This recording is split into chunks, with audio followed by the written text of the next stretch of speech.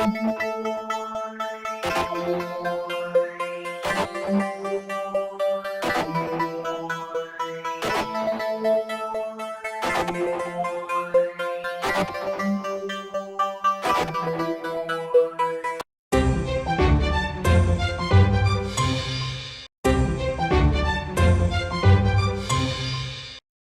noite, seja bem-vindo ao nosso podcast, o podcast da Educação Adventista em São Carlos. E nós, como você já sabe, estamos conversando sobre um assunto tão importante, que é a nossa saúde plena. E hoje nós estaremos com o tema Saúde Espiritual. E o nosso convidado hoje já veio nesta temporada, que é justamente o pastor Moisés, que aceitou o nosso convite novamente. Muito obrigado, pastor. É um prazer estar com você, estar com os nossos telespectadores aqui deste canal. É um privilégio poder conversar com vocês sobre esse tema tão interessante que vocês já descobriram no decorrer desses dias, que é sobre saúde no seu aspecto pleno. Então, eu estou muito feliz de poder voltar e vamos ver o que temos de bom para hoje, né? E para iniciar, vamos fazer uma oração. Querido Deus, neste momento queremos clamar a Ti, a sabedoria do Teu Santo Espírito, para que possamos trazer orientações e informações da Tua Palavra sobre um assunto tão importante, que é a nossa saúde espiritual. Conceda-nos isto em nome de Jesus. Amém. Bom, dando início à nossa conversa desta noite, gostaria de lhe perguntar: o que é saúde espiritual? Que ações eu posso realizar que vão me ajudar a desenvolver essa saúde espiritual? A gente poderia definir saúde espiritual como uma relação saudável e equilibrada entre o ser humano e Deus. Se vai se manifestar em orações, em estudo da Bíblia, em práticas de bondade, em práticas de adoração pública, ou familiar, ou particular, ou pessoal, devocional. Eu digo uma relação saudável, já que estamos falando de saúde, né? É porque, infelizmente, a religião muitas vezes tem se prestado a ser um problema e não uma solução. E religião quer dizer religar. Religar com quem? Com o transcendental, com Deus. Nós entendemos esse Deus pessoal, Criador, Salvador, que está nas páginas da Bíblia Sagrada.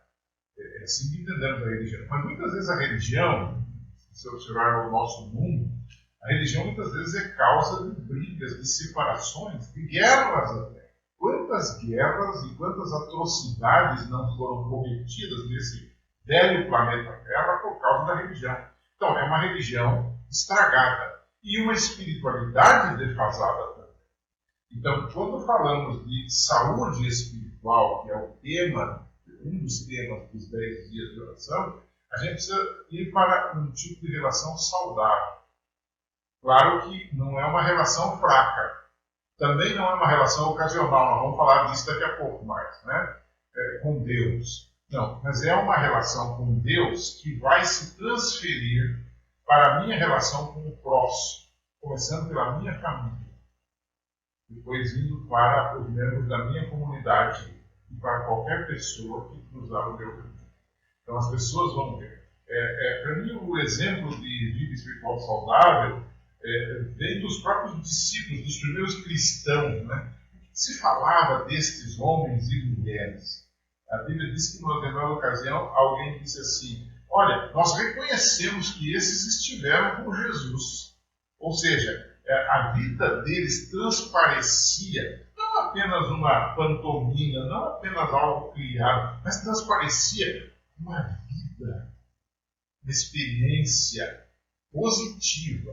Em outras palavras, ser um bom religioso tem que ser um imitador do próprio Jesus.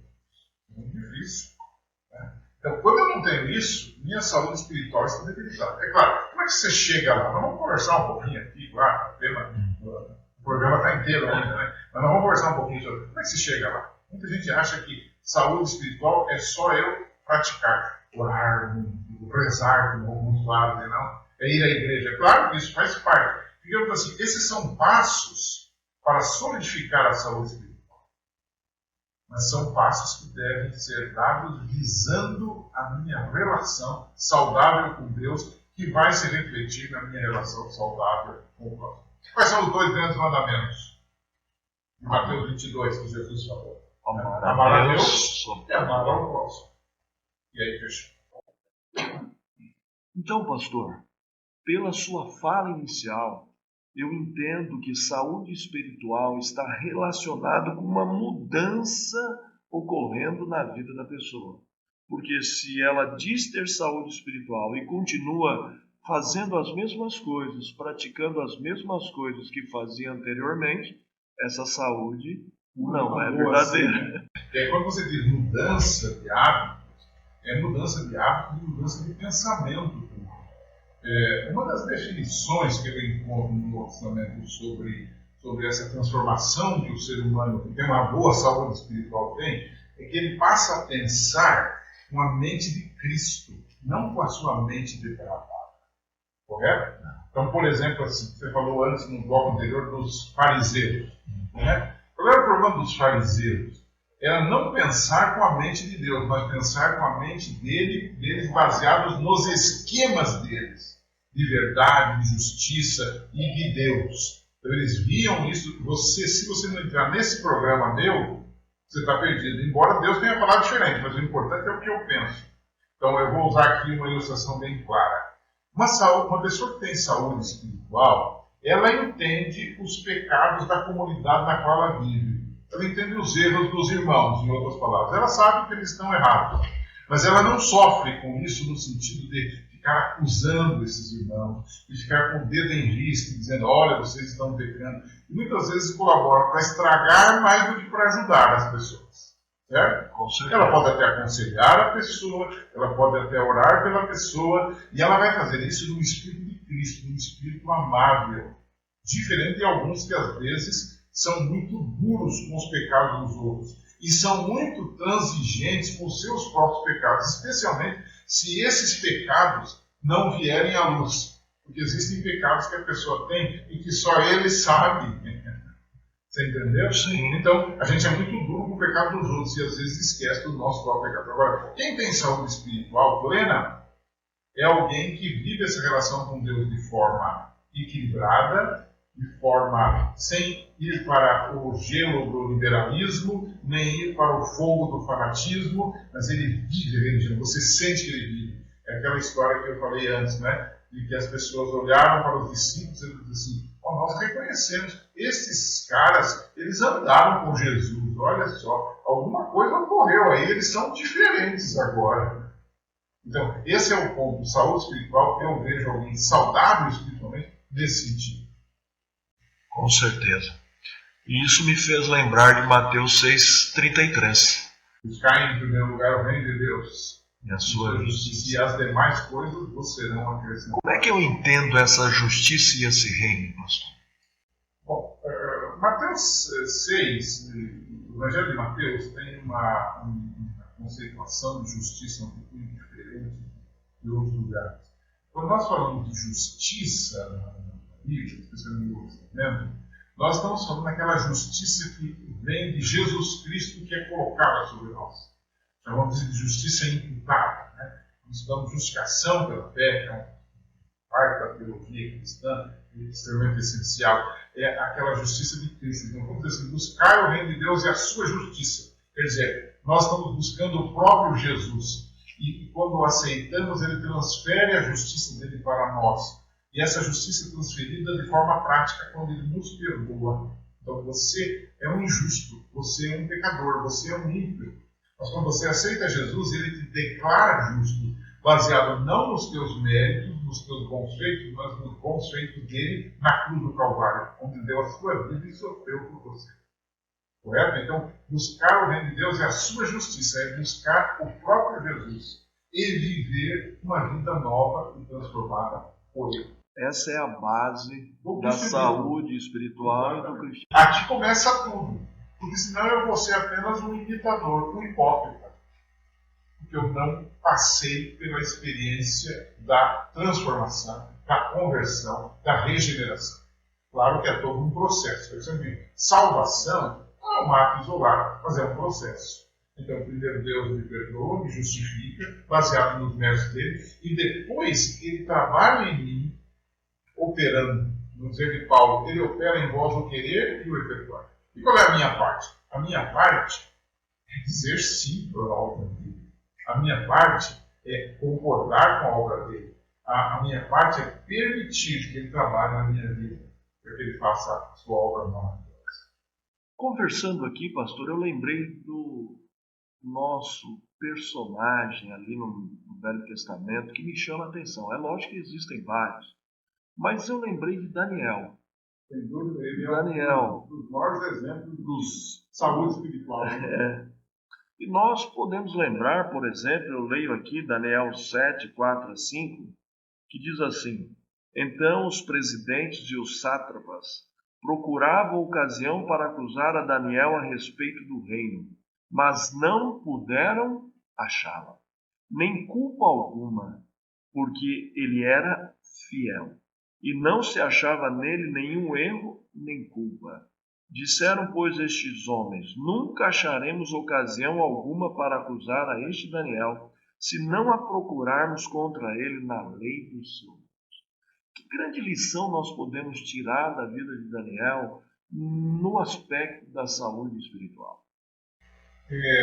Há um escritor, o Sila aqui fala dele, o H. White, ele fala de que as janelas abertas de Daniel, naquele episódio lá da lei que o rei fez, que não podia adorar ninguém além do rei e tal, e Daniel foi pego, digamos assim, flagrante, por estar abrindo as janelas e orar na direção de Jerusalém, orar ao Deus do céu, então se acusar, né? O rei caiu naquela pegadinha dos inimigos de Daniel, né? Ele diz assim: as janelas abertas não eram tanto para deixar sair as orações de Daniel, mas para deixar entrar o Deus de Jerusalém. Daniel era o sal e a luz do Criador no mundo secular em que se movia. Então a primeira lição que eu tiro aqui é que Daniel exercitou a sua fé no contexto onde ele vivia. Hoje você tem muita pregação, muita coisa que torna você um eremita, né? Um monge. Para servir a Deus, eu deveria me retirar da cidade, me retirar do meu contexto. Bom, isso pode ser legal. Só que é o seguinte, isso não é suficiente. Porque o mundo muitas vezes não está lá fora, está aqui dentro da minha cabeça. Né? Tem monge que tem essa bobagem lá. Né? Recluso. Que tem orgulho, está lá, é pecado também. Certo? Sim. Então Daniel, ele não pensava assim. Ele serviu a Deus no contexto que vivia. Era um contexto pagão, pernicioso, complicado e difícil. Mas ele tinha, a Bíblia fala, eu gosto da expressão bíblica, ele colocou no seu coração. Ele tomou uma decisão.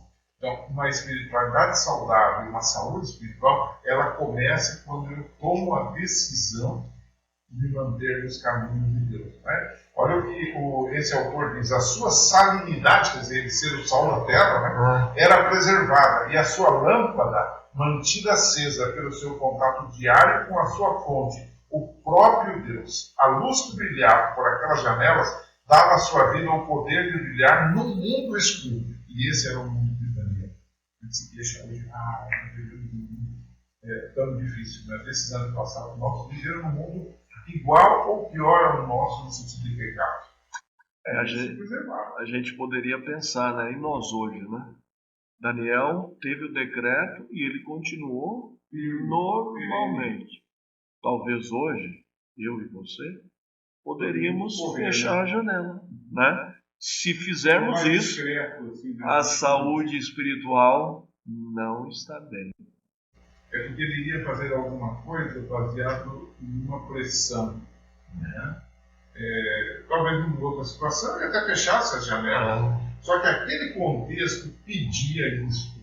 Ele pedia que você fosse autêntico. que você fosse de fato um servidor do Deus verdadeiro. Estava em jogo a fidelidade. Exatamente. Então, estando isso em jogo, talvez em outra ocasião, muitas vezes a gente, o próprio Jesus disse assim, entra no teu quarto, fecha a porta. Isso é descrição. Então não há nenhum problema em você orar assim. Mas naquele contexto havia essa necessidade. Hoje você vai ter contextos onde a sua fé será provada. E é nesse contexto que você tem que ser, como Daniel, tomar a decisão de não se contaminar com as iguarias do rei pagão. Vamos entrar agora num assunto que nós podemos pensar que é difícil. Qual seria, pastor, um grande problema do cristianismo hoje? Se vive hoje o que chamam de pós-modernismo, né? Pós-modernismo tem várias definições e etc. Eu já li muito sobre isso, mas a grande questão do pós-modernismo é que você não tem compromisso com nada. O que importa é o que você está pensando. Se chegar um bêbado na rua, eu posso ter a atitude de abraçá-lo, levá-lo para casa, ou eu posso empurrá-lo na sarjeta. É o que eu penso, é o que eu sinto. Então, muita coisa me faz utilizar na telha. Falando em termos de religião e de vida espiritual, as pessoas hoje não têm compromisso, não têm engajamento. Certo? Então, o que está acontecendo com o cristianismo hoje? Ele é uma bela teoria, é a mais perfeita de todas, as pessoas dizem que é perfeita essa teoria, só que ela é usada ocasionalmente, o chamado cristianismo ocasional. Né? A gente brincava no passado, as pessoas iam para a igreja no Natal, na Páscoa. Né? Hoje nem isso tem mais. Né? Hoje existe muita expressão cristianismo não praticante. Sou cristão, mas não sou praticante. Né? Então, além de não ir pertencer a um templo, a uma igreja, o pior do que isso é não praticar os princípios desse cristianismo. Então, e isso as crianças estão crescendo nesse contexto. Então, nós vivemos hoje o chamado cristianismo ocasional. Esse, para mim, é o maior veneno que tem. Porque isso torna você uma pessoa despreocupada, tranquila. Eu sou cristão. Eu sou de Jesus. Vira uma rotina. Uma rotina. E aí leva você para uma outra coisa. Você tem dois problemas. Um que abandona os princípios, que abandona a prática do cristianismo. E o outro que até pratica, mas faz isso de forma muito formal, sem essência, sem vida. Você está entendendo? Pelo motivo errado, muitas vezes. Ou seja, todo mundo faz assim, eu vou fazer também. Mas não está honrando a Deus por isso. Um exemplo disso é Saul, né? Sim. O rei Saul. Deus pede para ele destruir tudo e ele preserva alguma coisa, né? E quando é questionado, ele fala, não, é para sacrifício, é para o Senhor.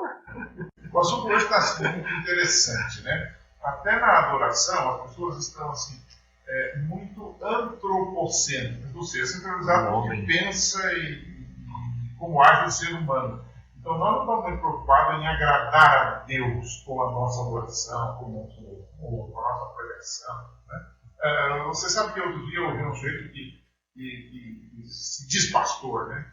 E o sujeito disse assim, olha, irmãos, esse assunto aí da lei de Deus, dos mandamentos, por exemplo, isso é relativo.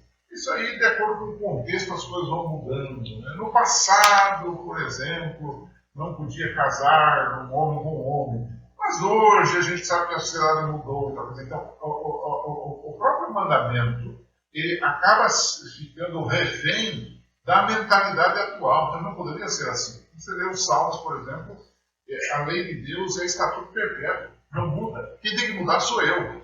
Não é a lei de Deus. Isso já parte para a filosofia, né? Protágoras, né? Que diz que o homem é a medida de todas as coisas, né?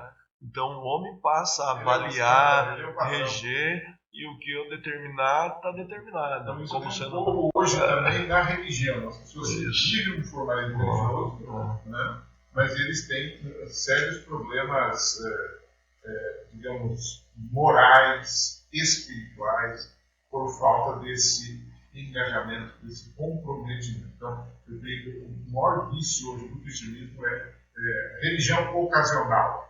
E eu diria outra palavra, religião situacional. Há momentos que eu busco a Deus, quando eu estou com uma doença, quando eu estou com uma dívida, quando eu estou para me separar, aí eu busco a Deus, Deus, ser propício de mim, me salva. Né? Mas a saúde espiritual, a vida espiritual deveria ser algo constante, buscar a Deus com fé. Uma religião politicamente correta, né?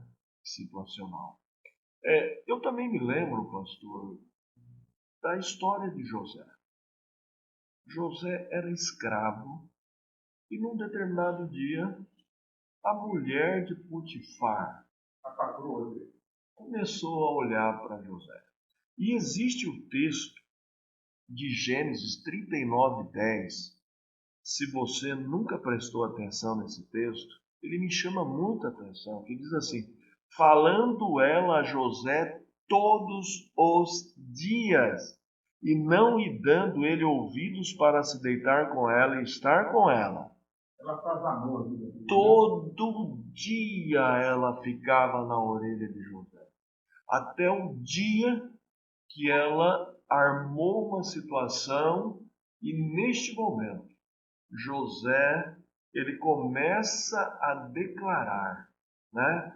O Senhor fez isso, eu sou igual a ele não é maior do que eu. Ele começa a falar mas quando ele dá o toque final de que ele não poderia fazer aquilo, ele não cita o Senhor, ele cita Deus.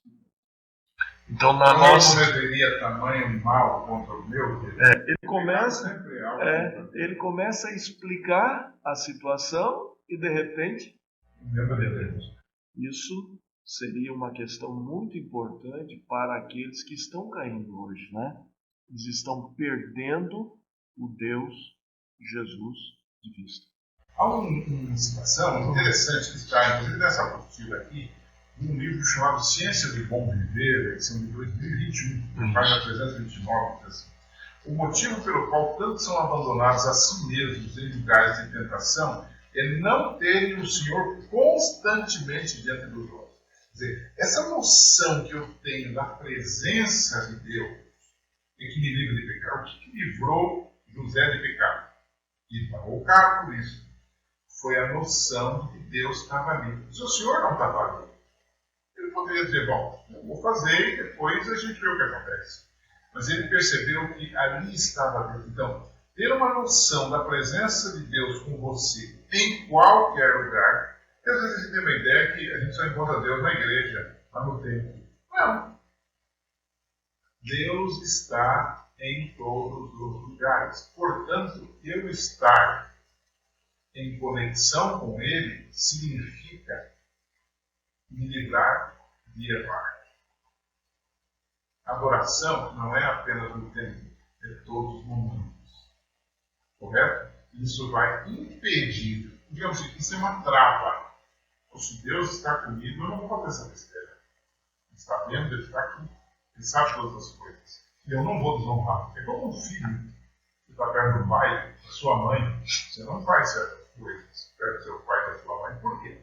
Você tem respeito. Muito mais com ele. Então, José não tirou Deus da sua visão. Deus estava constantemente com ele. E isso não livrou. É diferente daquele medo, né, da consequência. Eu não vou fazer porque senão vou sofrer consequência. Totalmente diferente. Mas, pastor, qual é a importância da nossa comunhão diária na vida e na saúde espiritual? Digamos que essa é a parte prática da saúde espiritual. Como a saúde física, você precisa fazer exercícios, você precisa meditar certa expressão. São atos práticos cotidianos. A oração, a comunhão com Deus, o estudo da Bíblia, são exercícios que fazemos diariamente para que a nossa saúde espiritual esteja boa. Nós tenhamos contato com Deus. Como é que você tem contato com Deus? Alguns têm uma ideia de que Deus vai aparecer para ele. Né? Eles são dramáticos. Né? São pessoas mais sensíveis emocionalmente. Como nós compreendemos? Mas o que eu tenho visto é que os grandes personagens bíblicos, eles têm se encontrado com Deus de diferentes formas. Né? Mas especialmente quando você já tem a Bíblia, no Novo Testamento, você já começa a perceber que o que você tem? Você tem a palavra de Deus, as pessoas liam a palavra e elas oravam. Então essas duas coisas as conduziam para conhecer a Deus, para amá-lo, para servi-lo. Então isso chamamos de comunhão, que é a oração, que é o estudo da Bíblia. E há um componente muito importante aí também, que é a transmissão disso lá fora. Nós chamamos isso de trabalho missionário, né? E quando eu falo para os outros, eu mesmo sou animado. Então, isso é extremamente importante. Sem isso, nós não conseguimos viver. Sempre encontro alguém que me diz: olha, eu me afastei da igreja, me afastei de Deus, eu hoje sou uma pessoa cheia de encrencas, de problemas, problemas morais, às vezes, perdi meu casamento, perdi isso.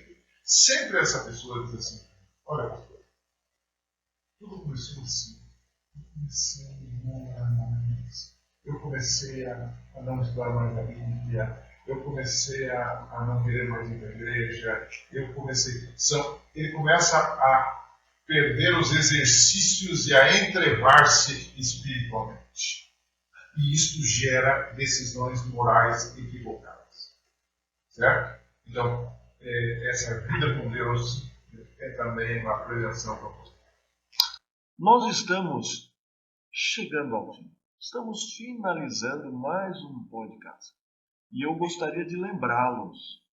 Compartilhe. Se você gostou, escreva comentários. Se você quer nos ajudar, escreva lá como nós poderíamos melhorar o podcast. Não se esqueça. Precisamos de sua ajuda para fazer do podcast melhor a cada dia. Compartilhe, chame seus amigos.